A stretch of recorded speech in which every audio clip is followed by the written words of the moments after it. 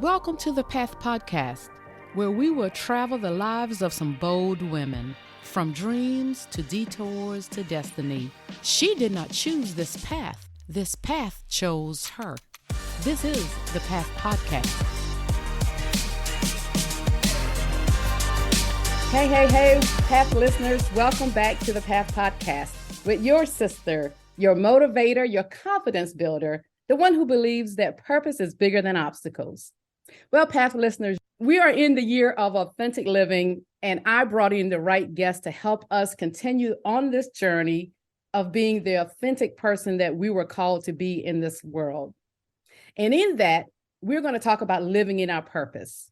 Tell me, don't you have a dream that's burning deep in your soul that makes you feel like it's impossible and unattainable at times? Well, I heard my guest say, the secret to making impossible things happen isn't a secret. It's a process. Whether you want to find healing and a new sense of wholeness, uncover your purpose, and organize your life and work around it, or create lasting transformation in your career, health, relationships, and bank account, the path to making it happen rapidly is the same. Well, Path listeners, that's what we're talking about today. Again, making the impossible possible in order to start living out our purpose. And today I'm going to ask my guest to come on in because I'm going to stop talking so much sometimes. Path listeners, help me welcome in Stephenie Zamora. Hi, Stephenie. How are you today? I'm doing well. Thank you so much for having me. I'm so excited to chat with you. No, thank you for saying yes and coming in with us. And Stephenie, let me tell you, I normally would sometimes read my guest bio, but I'm going to ask you because I see that you do a lot out there. Tell us a little bit about Stephenie. Not everything, because we're going to have this conversation so everyone can get to know you. But tell me, who is Stephenie Zamora? I am a purpose-driven person. So I always say that purpose is my purpose. I'm one of those people that from a very young age was very existential, just did not understand this life or this world.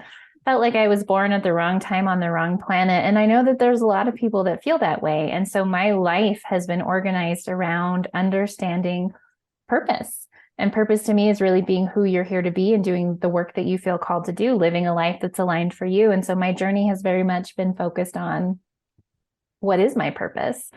And my work has centered around that as well. And so I run a media company, Stephenie Zamora Media, where we help people at all points on the journey to living their purpose, from healing and finding wholeness after challenging chapters and big life transitions, to uncovering their passions and purpose and building a life and business around it, to actually building a brand and creating a website and producing a podcast or a book, like getting their work out into the world. And I really love what I get to do and the people that I get to work with, because they're like you and I. They're very purposeful and intentional with their lives and have been through different seasons that have shaped them into who they are now. And so I really love the work that I get to do. And I really love to talk about purpose.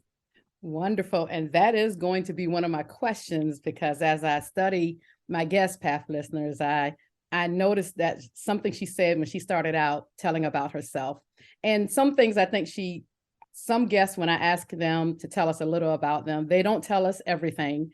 So we will dig more into all of her many accomplishments. And like I told her when we met each other face to face finally, online, is you would think she's 50, 60 years old, but this is a beautiful young lady, and she has started and done a lot in that time span. And I'm here to learn myself. And I always say, we never stop growing. We never stop learning. It doesn't matter the age. And you have so much that you can offer me and everyone out there. So I am, again, honored to have you on here.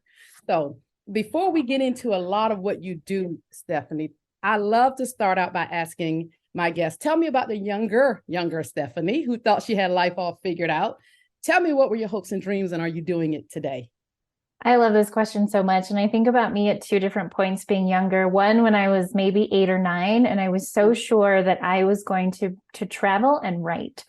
And I remember my dad saying, you can't get paid for that. And me thinking, well, what could I be a travel writer? Like, I just knew that I wanted to travel and I wanted to write. And then as I became a teenager in high school, I was very drawn to art and creativity and businesses. Like I had ideas for so many businesses. And so, yes, I am doing all of those things. They look very different because I've grown and evolved and life has shaped me as I've gone, but I write a lot. Writing for me is like breathing. If I'm not writing, something has gone wrong.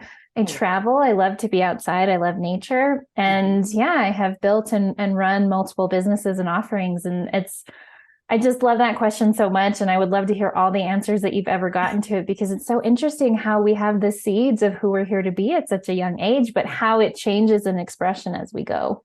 Yes. So let me ask you this, with you saying that you told your dad you wanted to travel and write, and seeing that you're doing some of that today around all of that, has he ever said, wow, well, maybe he's like me thinking, you when you think it, you can be it. And I think that's a lot of, and when you're intentional about it and when you're driven like you are, obviously, you can make anything possible, everyone, which I'm stealing some of her information. So has he ever said anything today to see that you're doing some of that? I don't think he remembers that conversation specifically, but I know that he is proud of what I have done, because I have followed my own path, and we didn't have entrepreneurs in our family that I was close enough to or aware of. And so it's been interesting as I've grown, like having family and parents and people who don't understand what I'm doing and why I'm doing it the way that I am, who have come around and become my biggest cheerleaders because I committed to the path and I figured out how to make it happen. Yes, I love that. I love that. And to tell you, I have had some interesting guests who have shared how their paths have turned into what they're doing today. And some who, unfortunately, pain and struggle and trauma, unfortunately, driven them into purpose. Yes. And which is one of my very first one out, and I'll be done. Share is the one who, she lost a son to domestic violence, and she was my very first guest. And I knew I wanted her because I know of her, and I wanted her on the path because I could never imagine losing a child, any loved one in particular, but I couldn't imagine that. And to her, she's turned it into purpose, and she's there to help bring awareness to domestic violence. And like she said, by making prevention a priority. That's one of her slogans. And so, it's some interesting things that's come out of purpose. So, and I see that you've done a lot. You've worked a lot. Like you said, you've done the work. You've have mentors. You read a lot of books. You've taken programs. You got your own books out there, of course, now, Path for Listeners, that we're going to find out more about. And you've put all of that together to help build what you were bringing to the masses today. So, and I read, and you said it earlier, you said, purpose is my purpose. Again, tell us what you mean by that. Yeah. So purpose to me, again, I think purpose is such a polarizing word, for one. I have noticed that as I have used it throughout the course of my business, is people are really polarized by the idea of purpose because it feels ever elusive and impossible to pin down. It feels like the way that we hear about purposeful people is we're supposed to know exactly what it is and do that thing the entire time. And we're supposed to change industries and countries and start movements. And purpose to me is very simple. It's show up, be you, and do what you feel called to do. And I speak specifically to, like, what is your purpose work? What is the work that you feel called to do? But for some people, their purpose work is to parent.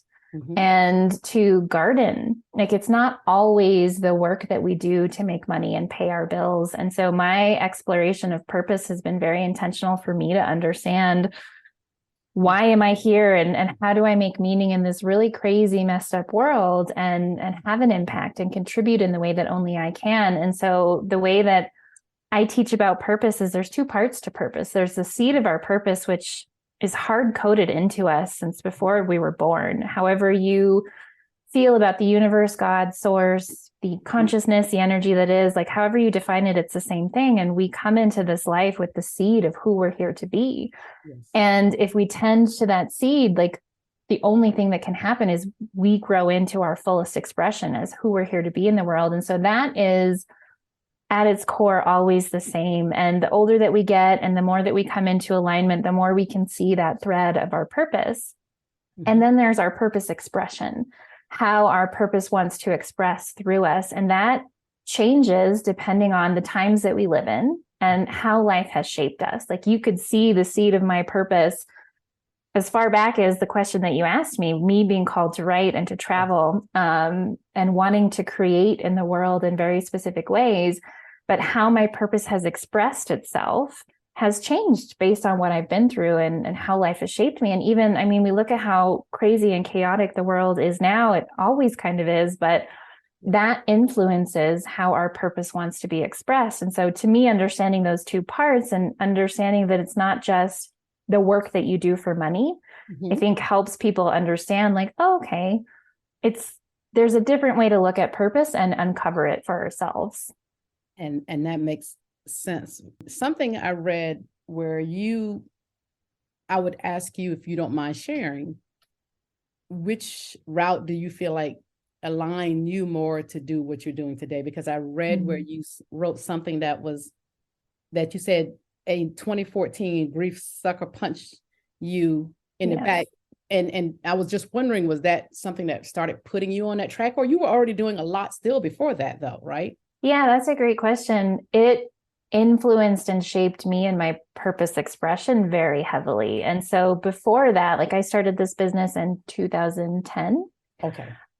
Made it official in 2011. And the work that I was doing very organically followed my own journey. Like I went through what is now dubbed the quarter life crisis in my early 20s, where it's basically a midlife crisis. You just have it earlier. Yes. And started questioning, who am I here to be? And I was doing design work and realizing that that's not why I'm here. It's a skill and a tool to do greater work in the world, and trying to figure out what that meant. And so I started speaking and teaching to women going through the quarter life crisis. And as all of them kind of figured out who they were and what they were passionate about, they wanted to learn how to build businesses. And so I had been building my own business and learning about online marketing, and very naturally and organically started teaching them what I knew about that, and still doing design work for some of them, doing websites, and had built my business in such a way that I was helping people uncover their passion, is the word that I use, and build a life and business around it. And so 2014 was a really good year for me in the sense that I really knew who I was. I had really built up my self-worth, my sense of self-love. I knew what I was doing. I felt like my business was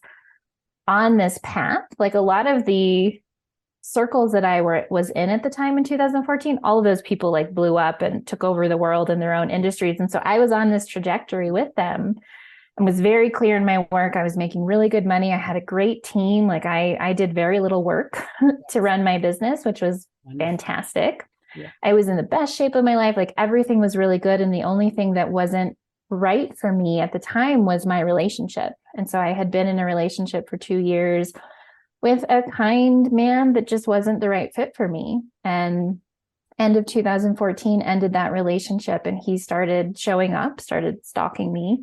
And when I asked him to leave me alone, a couple of days later, he committed suicide, and it just flattened me is the best way I can describe it, and immediately began unraveling my sense of self, my life, my business. I had PTSD so bad that I couldn't put my own life story in order, let alone tell you what I did yesterday. I would drive in circles around my house because in the time that it took me to lap the block, I would keep forgetting that I was going home. I didn't know who half my clients were. I couldn't build websites anymore.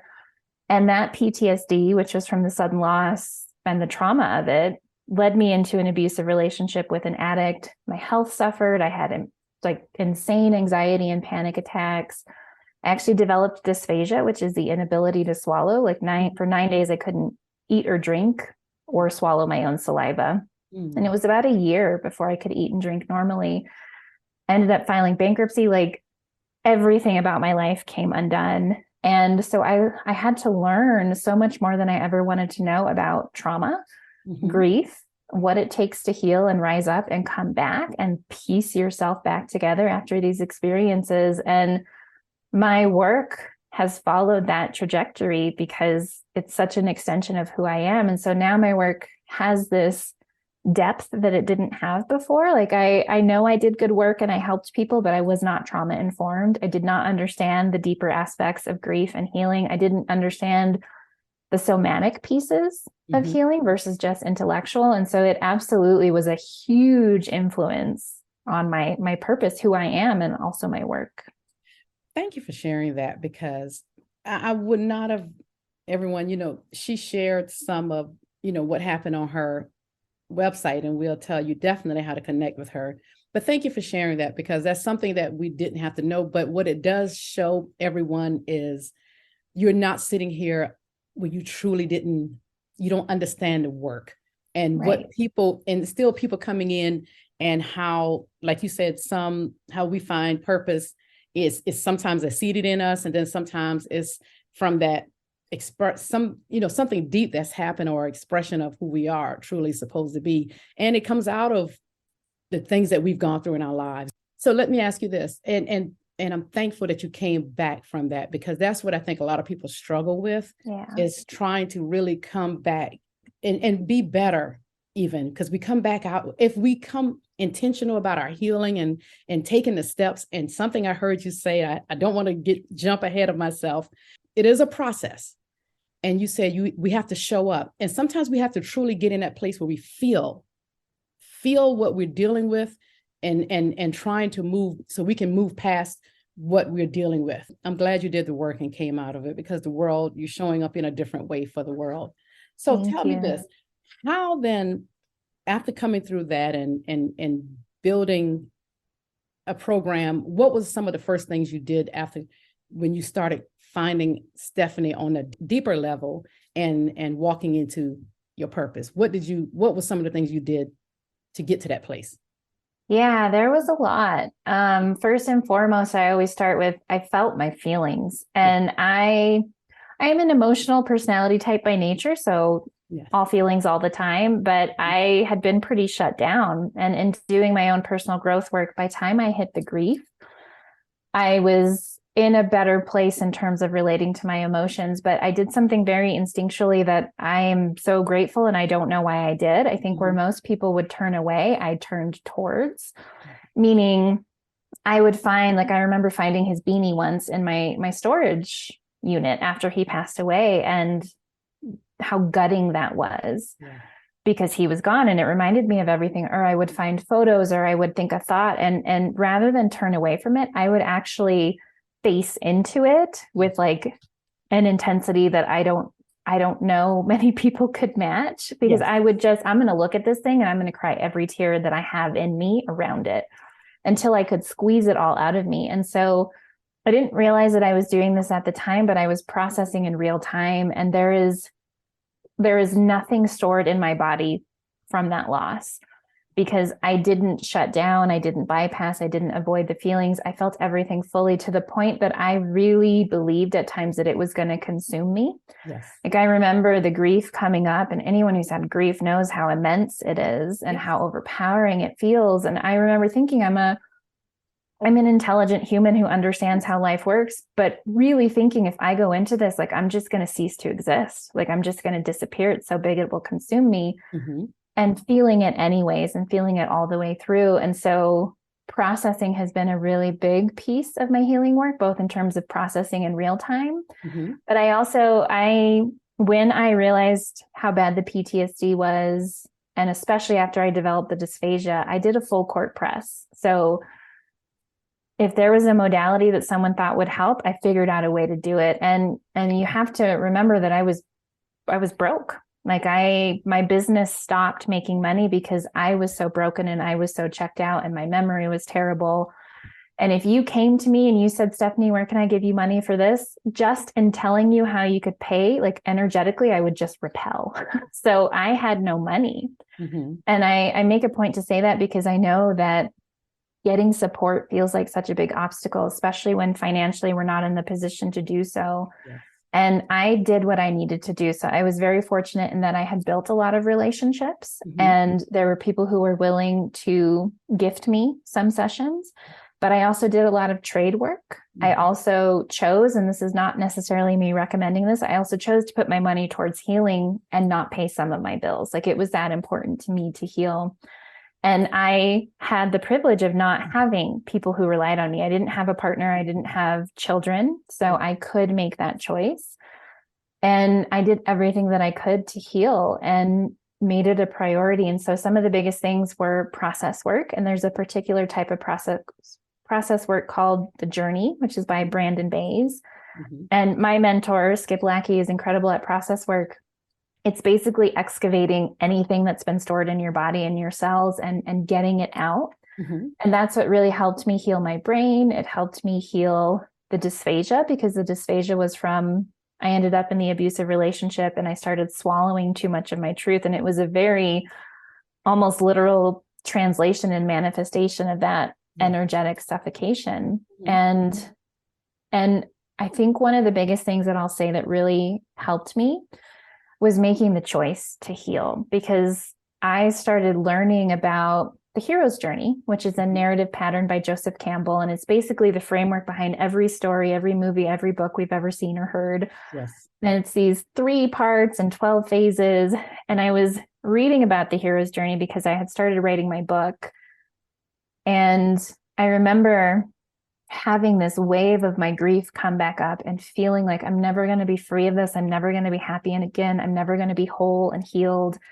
And reading about the hero's journey. And this part of the hero's journey called the second ordeal is basically like the good guy has battled with the bad guy and thought he was dead. And now he comes back, right? It's like that final chase scene, that final battle. Yes. And in reading about that second coming, it made me realize that we will keep coming up against this stuff.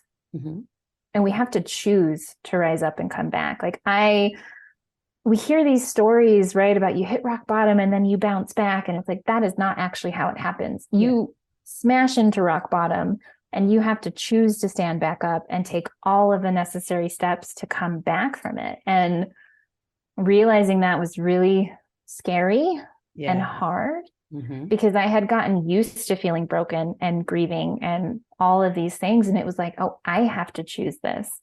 I have to choose every moment of every day to rise up and come back. And the choosing was the hardest part, because there are days you don't want to get out of bed. There are days you don't have the strength, the energy, and you don't care. Like I was so broken from everything. Mm-hmm. And so learning how to make that choice. And sometimes that choice looked really not that inspiring. Like it would be me choosing to take a shower that day, or me choosing to go to the gym. But what would happen at the gym is I would sit in the parking lot and I would sob.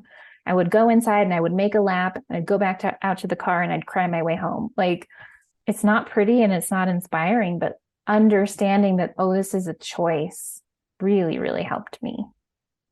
That is so important, because everything I believe is making a decision and then choosing, of course, like you're saying, to move a different way, or going into the gym. I work in my church's divorce ministry, and because I went through a divorce many years ago, but it's always about the decision, being intentional and putting into work. It's hard, but we're not saying it's easy. I know, like you already articulated it very well, that what you had to do. And if everybody can just take that, what you just said, that it was a choice that you had to make, doing the work you did. That's it, which I wish everybody could get, but I know everybody can't. It's going to take time to move to that place. My journey is not going to be yours. My healing may not be the same as yours, but we can all get there if we make that choice. So thank you so much for that. And it's one foot in front of the other, one breath after another. And how we do hard things is we just do them, and it sucks and it's hard, and you move through it, how you move through it. And I think it's so important to share these things, because we hear these stories of, oh, they went through a divorce, or, oh, they had a loss, or, oh, there was a trauma and it was hard. And then they just like turned a corner and everything changed. And it's like, no, turning that corner and everything changing was a slog, and it was painful and it was hard. And you take one step forward and 5 crashing steps backwards. And we have to normalize that. Like, it's not pretty. It's not inspiring. Not at all. And the only way to do it is to do it. Exactly. And like they say too, that up and down, like you said, 5 steps back, that's part of the process. That is part of it. It's going to happen.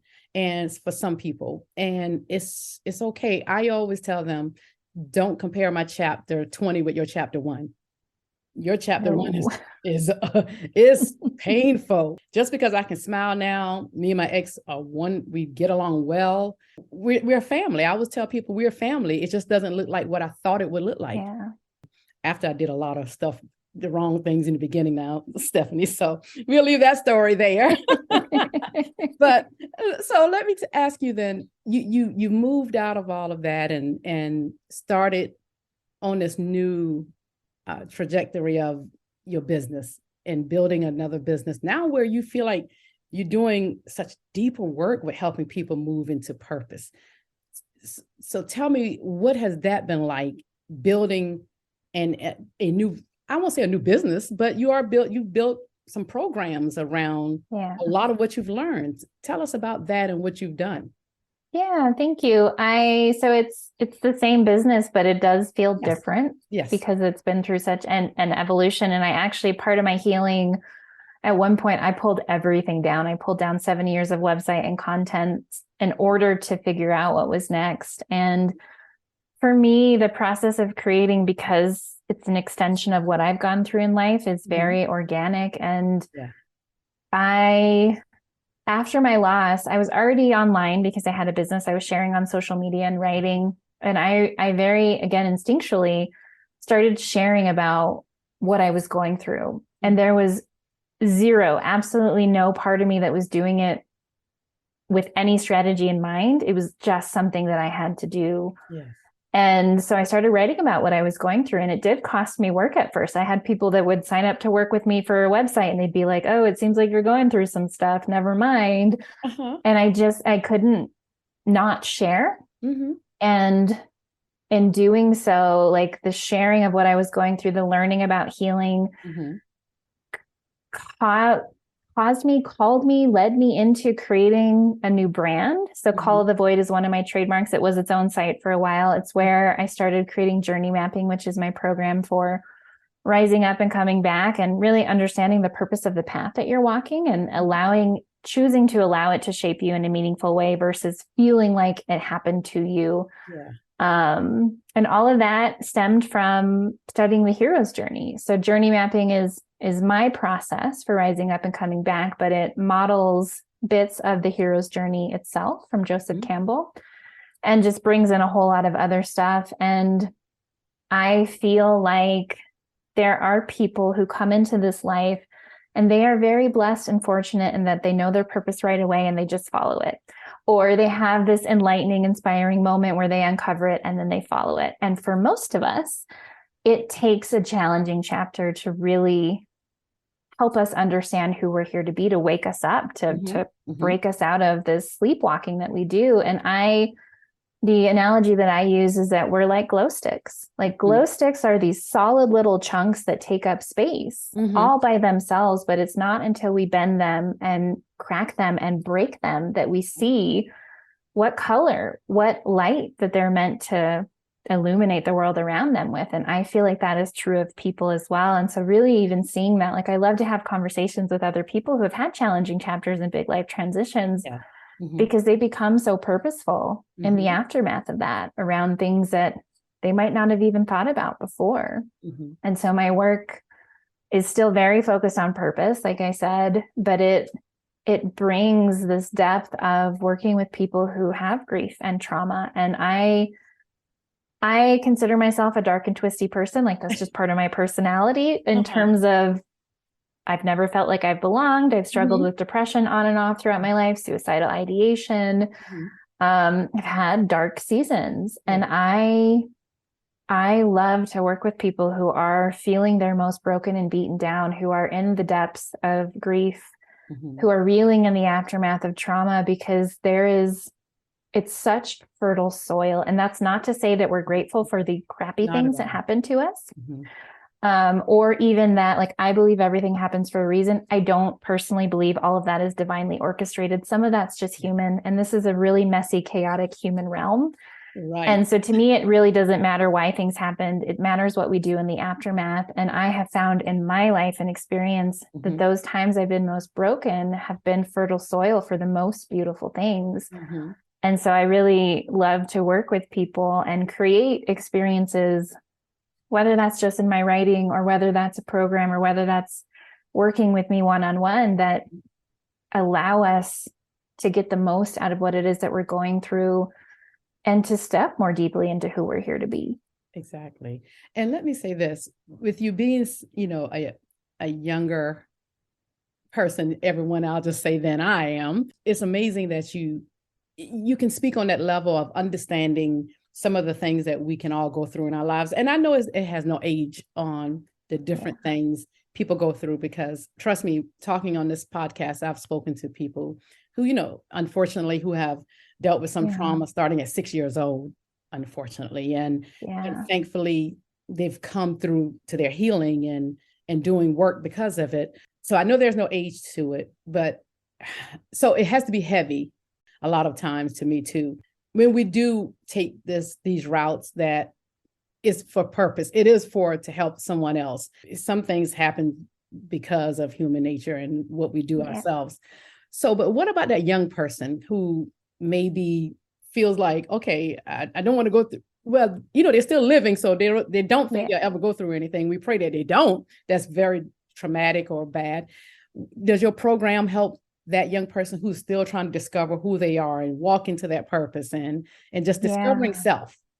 Definitely. So I have multiple programs, and journey mapping is really for people who've been through a challenging chapter or big life transition, which is not just the big, heavy, hard stuff. It's literally anything that has kind of shaken you to your core, and you have to reorient and figure out like who you are inside your own life, which is a lot of things. Yes. Even a big relocation can trigger that. Yeah. And I also have a program called Foundations for Unshakable Joy, which was my first ever baby program when I was in my 20s, and was based on my own experience of I hadn't been through a big trauma. I had been through some bigger life transitions, relationships changing, moving, things like that. But I had not really experienced the darker, harder things of life, or wasn't conscious to them. I had some trauma when I was younger, but at that point, I just felt lost and disconnected from myself and was questioning everything. I had done everything everyone told me to do. I did it faster and better than most of them. And still I was like,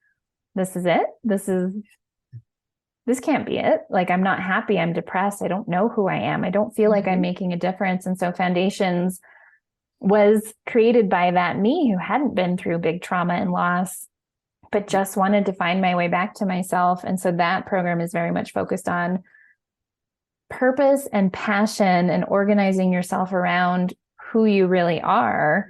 But it's just so interesting. And I'm sure you experience this. Everyone does in different ways of like, you look at these things you've created or these chapters of life that you've led. And it's like, that was you and that resonated at the time, but you're so far beyond it that you're just like, that's cute. Like, that's cute. Look at her over there doing that thing. And that's how I feel like Foundations is an incredible program. It still helps people, but I'm like, that wouldn't have helped me after my loss. Like, it's just a different conversation, Yeah. No, that makes so much sense. But still, it will help someone else in that stage. And like you said, even with yours, the journey mapping, I'm sure because of this process, it can help that person and maybe discover some things, like you said, when we were younger that we may not have thought.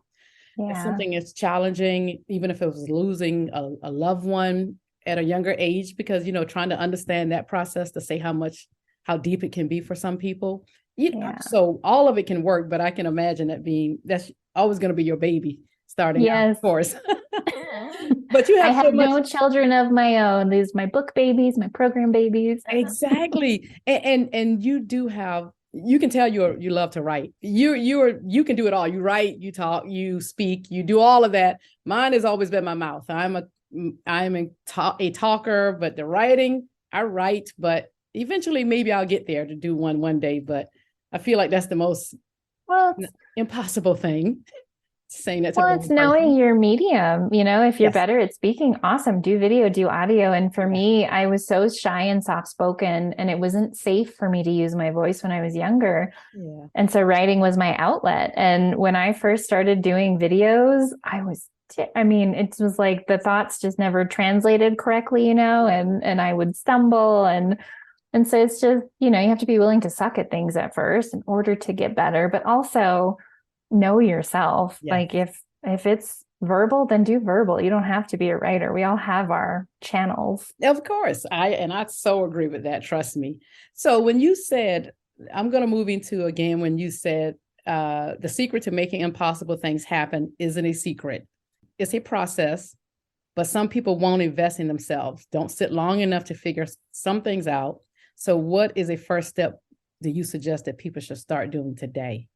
I love that question. I really feel strongly that the first step is alignment. If you don't know who you are, or you know who you are, but you're not living in alignment with it, everything that you really want is going to stay impossible. Like you can't align with that.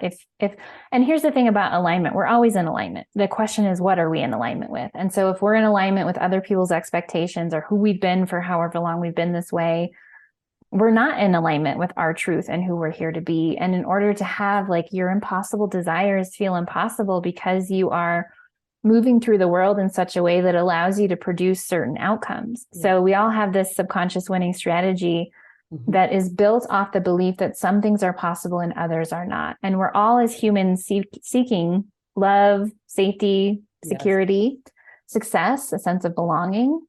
And if we, which all of us do, based on our environment when we're below the ages of 5 to 7, we start to learn what's possible and what's not, and what we have to do and who we have to be to get that safety, security, success, love, and belonging. And that informs everything after that.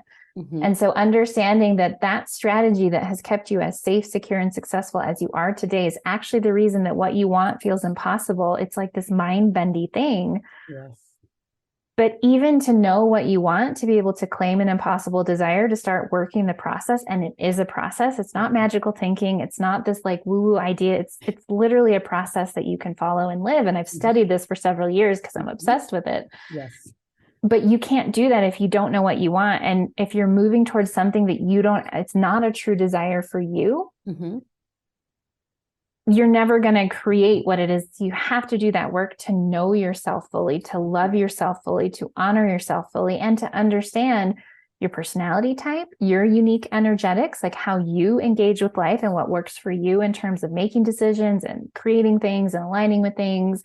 You have to understand your traumas and your subconscious programming. Like you have to know yourself, and everything else builds on that. So I can tell you the whole process, but if you're not in alignment, you're not going to be able to create what you really want, because you might not even know what you really want. So that is like, build a relationship with yourself, do your healing work, and just understand yourself the best that you can. Because also when it comes to making impossible things happen, everyone around you is going to have an opinion. And a lot of the times it's not very supportive because of their own limitations and beliefs and fears and traumas. And so you have to be able to discern what's right and true for you, which you also can't do. You don't know yourself.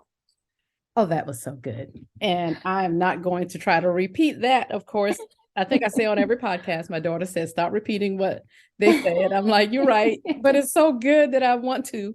But thank you. That is so true, because I was going to ask, how do we fight that old thing that we've learned? We're so stuck in our we're stuck in our way of our moving and changing, and just everything you said is correct, because the part of what you said, and I looked at one of your podcasts where you said it has to be more than intellectual, and it has to be what we live. But I can still see, starting with the alignment, like you said. And everyone, let me say again on this podcast, she is not going to tell you everything. It would take weeks working with her to get to the different things that we need to do to work through moving through this process. Of course, it won't happen in 30 minutes or whatever timeline. I know not on this podcast, it can't. So we can't give you everything. It will have to be sitting down with someone like Stephenie to start working on that process. But it is, to me, one of the main things is getting in alignment and starting to know yourself and be true to who you are. And like we said earlier, if I love talking, writing is not my thing. I can write my information down, but I don't like being on camera. I can tell you that. But I know that's going to have to come. I don't mind being on a stage with people, in front of people. That doesn't bother me. To just have to come on camera, I feel like I'm like, oh God, everyone, I must admit, do I have my hair? Isn't it funny? And we live in this Zoom era where we're out, and you're just like, why does my face look like that right now? Thank you. Because why is the light like why is my shoulder like one side? I really need to get and go have yoga or something to get my body in alignment. Just to your point, which is true.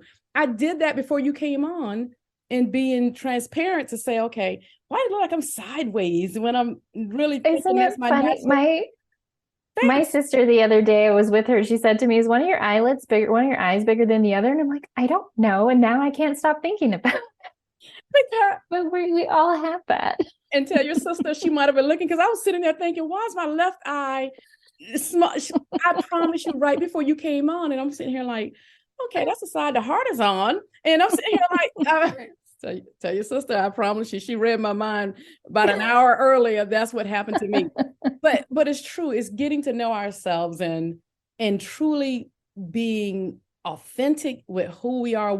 And I love to tell people to start going back into some of the things you love doing before you had an opinion, or what the world told you should be or should do, and when you find those things that feel like it was kind of natural, sometimes, not everybody, but sometimes natural, start revisiting that. Write it down at least until you and start revisiting some of those things to say, I do like that. Because even with my daughter, with her being a young lady, and we have her dad, he's in the computers and all of that. So, out of college, you want her to do computers and nursing, all of the major things, a doctor or a lawyer. But I'm like, I'm not one that's always telling her, be who you would call, what speaks to your soul and I'm always telling him, true, we want her to be successful in some things, but I want her to be who she's called to be.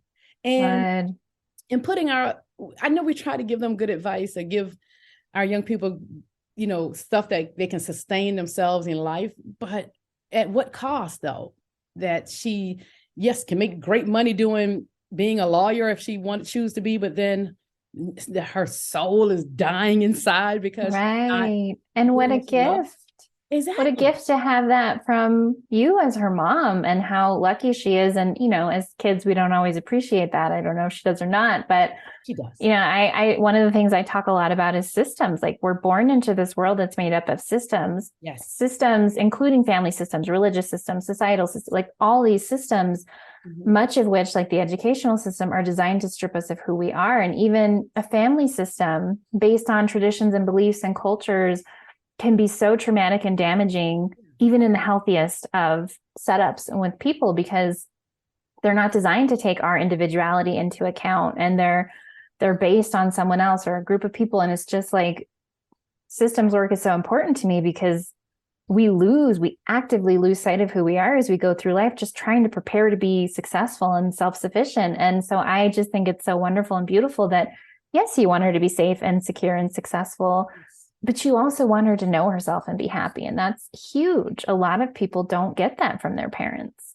Yes. And you know what? And that's what I know. They have great advice, like we said, but I'm that one, because I always say, I feel like sometimes I'm 10 years behind or 15 years behind, because I wish someone was telling me that, go full force into what you love doing. My generation more is, get a job, go to college, get a job, and there's no pension or anything out there anymore, but and try to live a successful life.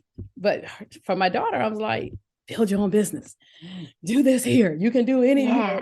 So, but that's what I want for her. I wish more people would take that money that they put on that purse or those nice shoes that we love, women, and put that into self, the internal side of us, to help bring out some of the amazing things that we should be doing in this world, because the world needs more of that, right?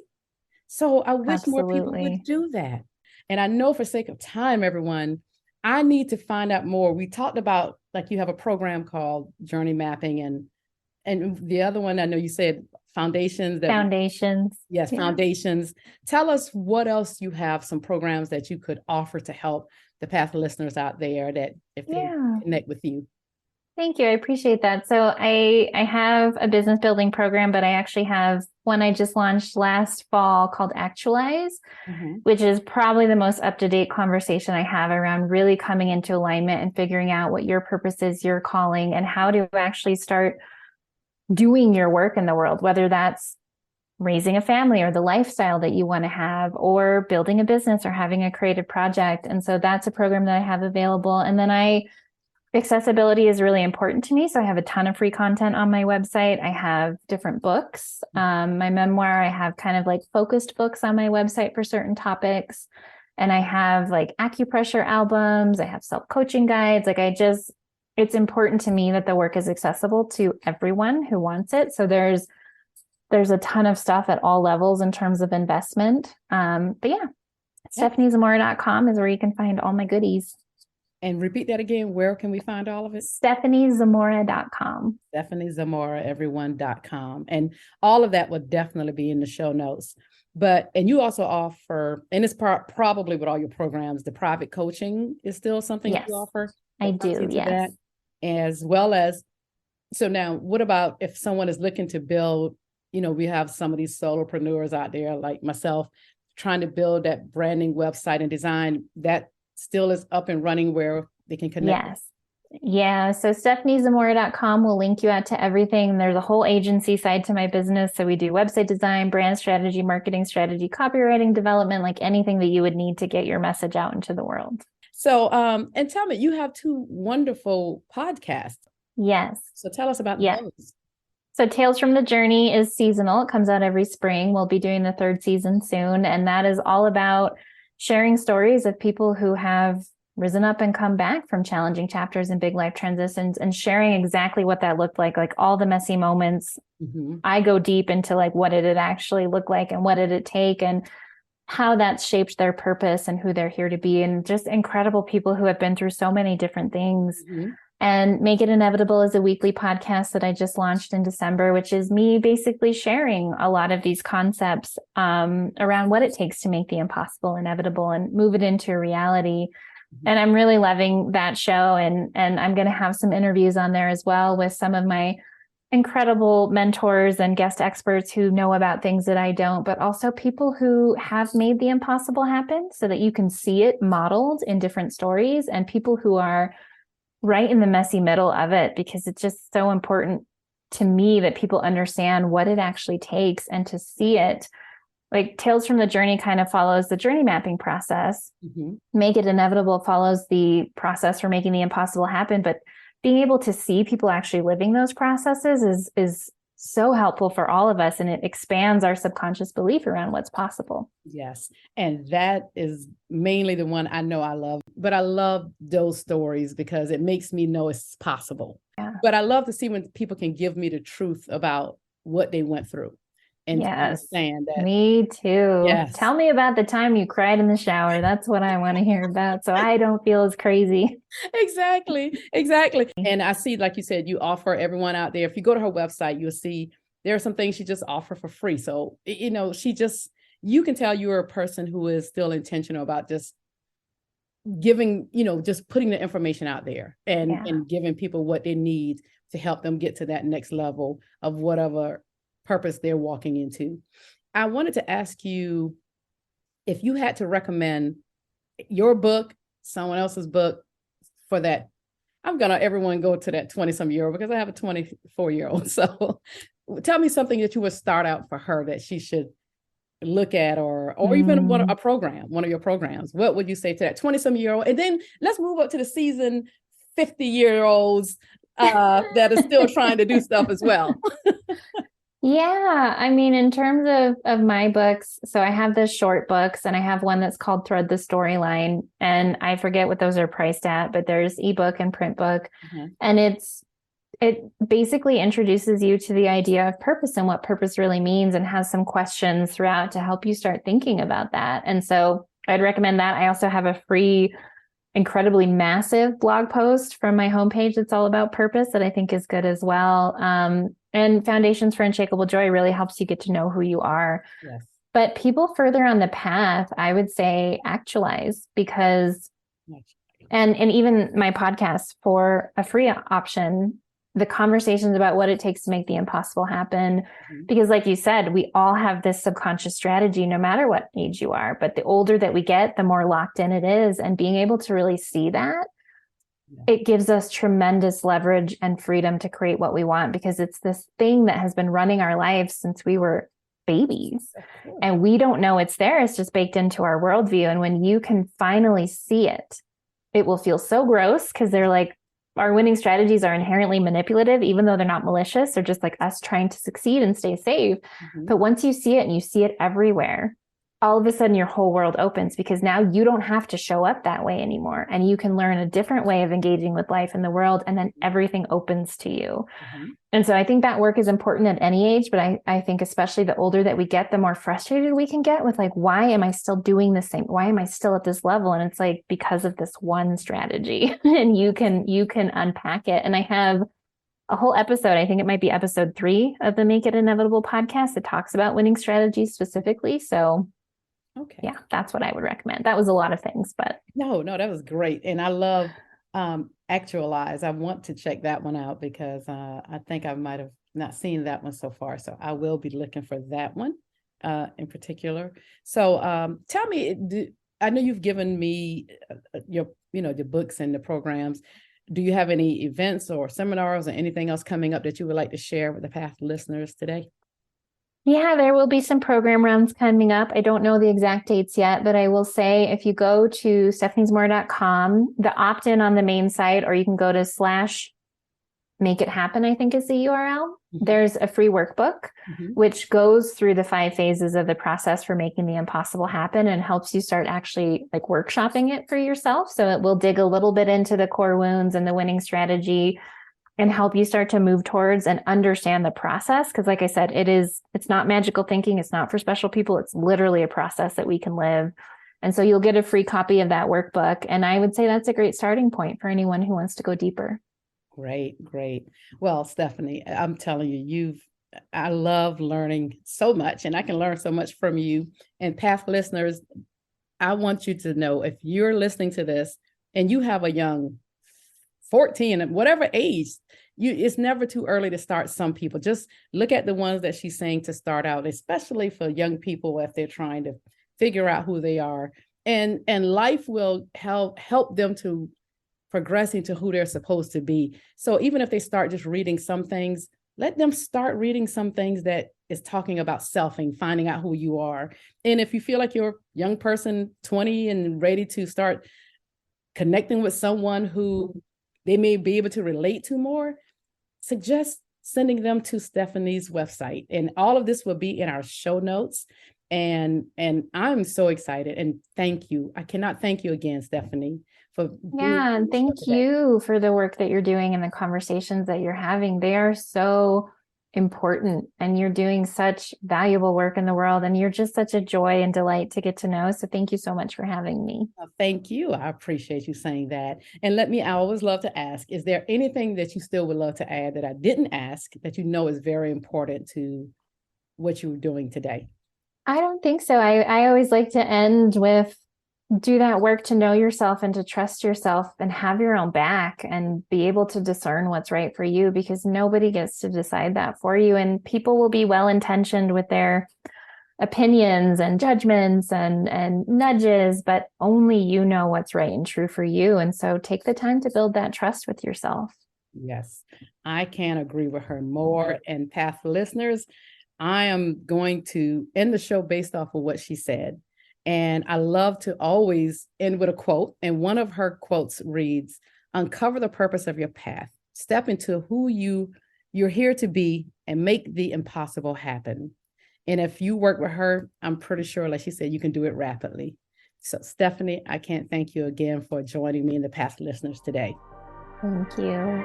Thank you. Until next time, everyone. Thank you, everyone, for hanging with us. Don't forget to subscribe and leave a review on Apple Podcasts, Spotify, Google Podcasts, and other platforms, so you can stay up on our bi-weekly real conversations with these bold women. You can follow the Path Podcast on Facebook at the Path Podcast, and on Instagram and Twitter at the Path_podcast. And if you would like to be a guest on the show or have questions for a future show, you can email us at thepath4ward@gmail.com. That's thepathforward@gmail.com. And if you're looking for a speaker or you're in need of a life coach, please reach out to me again at thepathforward ackorleh@gmail.com or at ackorleh@gmail.com. Thank you. Until next time.